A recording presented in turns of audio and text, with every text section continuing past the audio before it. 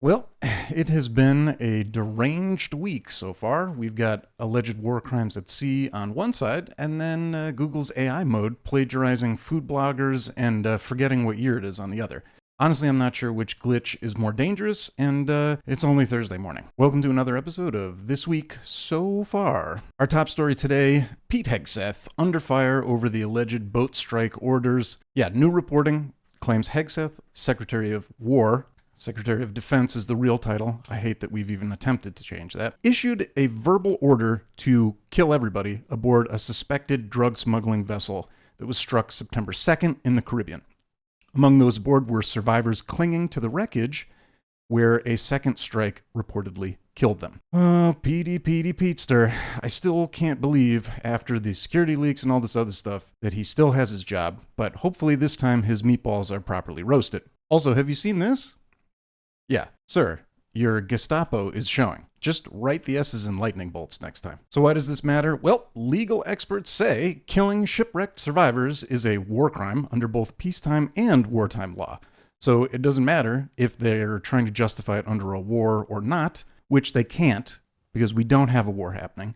But it's a war crime either way. Either way, unacceptable. Hegseth now claims that he watched the first strike live, that he didn't see the survivors, and says the decision for any follow-up strike fell to some other guy, aka the on-scene commander. Then he characterized the confusion as the fog of war. If you've ever played StarCraft, I hope that comment made you incredibly angry. In response to this, lawmakers from both parties have opened inquiries. Several senior members of Congress have actually requested documents and briefings from the Pentagon.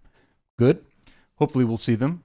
We don't know if we'll actually see them. The controversy has also reignited debate about the legality of broader anti-drug military campaigns, aka Operation Southern Spear, which has created multiple boat strikes over the past couple of months. And now, just to pepper that omelet for you, now the CEO of Palantir says making war crimes constitutional would be good for business. Friendly reminder, Palantir is a mythological object from the Lord of the Rings series.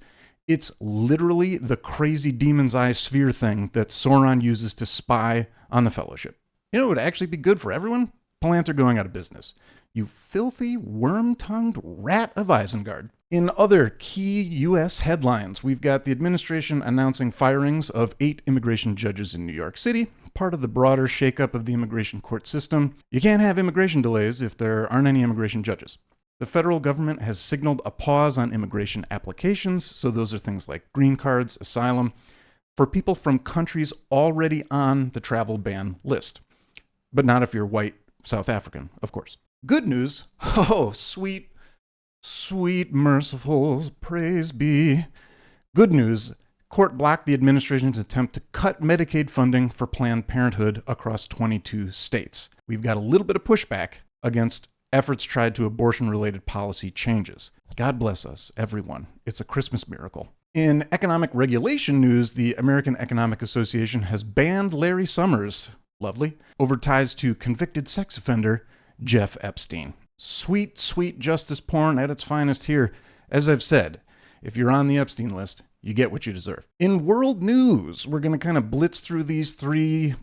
Unfortunately, it's all bad news, and I'm not going to make any jokes about this because it's really bad news. In the Middle East, the region continues to be destabilized, you've probably heard, but fighting in Gaza and the West Bank remains intense. There are tremendous humanitarian concerns about the rising casualty reports.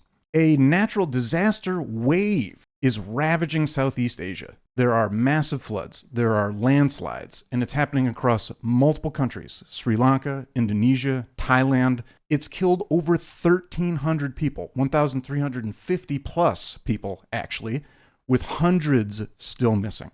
Terrifying. International energy geopolitics heat up. Some countries are basically accelerating moves to reduce dependence on fossil fuel exports from traditional powers, reshaping trade dynamics and global supply chains. This is kind of a broader trend reported by a bunch of different international news briefings.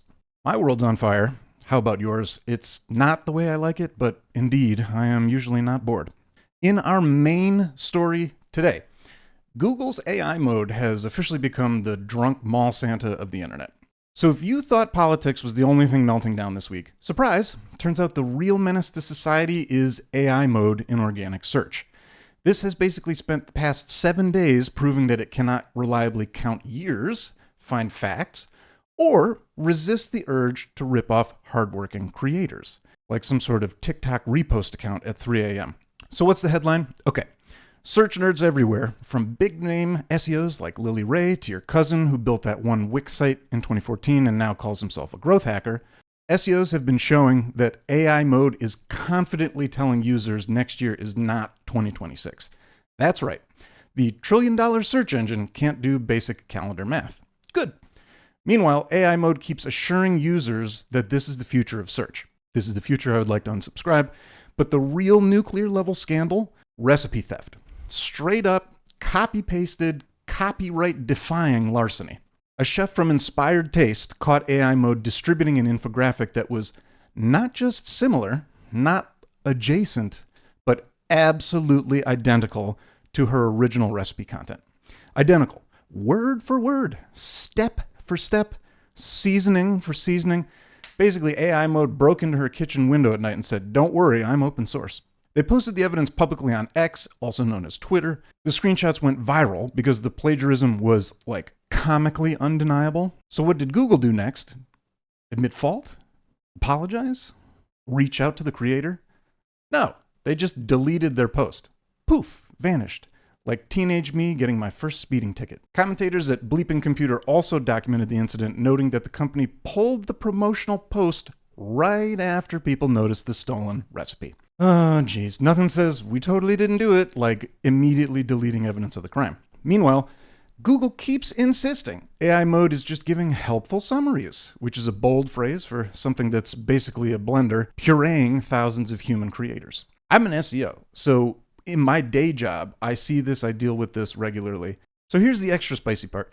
Multiple industry reports show that AI mode is the single largest share of AI assistant usage in the world. Bigger than ChatGPT, bigger than Siri, bigger than that creepy fridge that recommends smoothies at 2 a.m.